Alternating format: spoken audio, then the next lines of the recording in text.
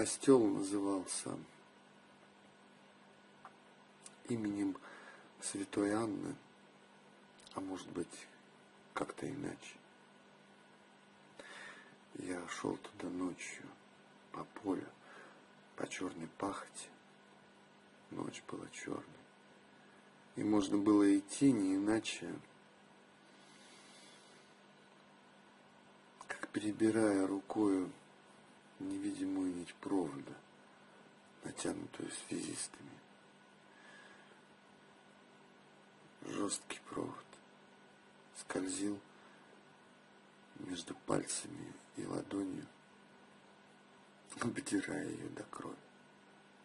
В костеле был наблюдательный пункт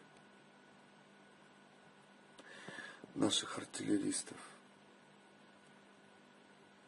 Стоял полусумрак, горели свечи, и еще был какой-то свет.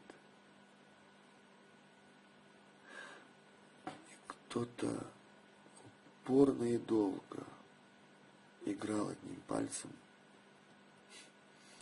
на старинном органе, выжимая из него по капле грустный какой-то мотивчик. Начало артподготовки было назначено на 6:00. Постепенно светало, и на стенах костела оживали старинные фрески. А в левом пределе у входа на черном огромном кресте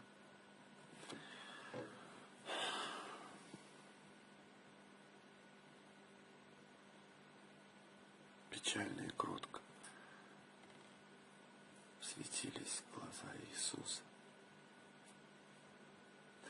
И проступали темные пятна крови, нарисованные густо на руках и ногах, в тех местах, куда были вколочены гвозди. Дюймов, наверное, в 10-12. Огромные черные гвозди. Неожиданно бытовая подробность в этом зыблющемся воспоминании.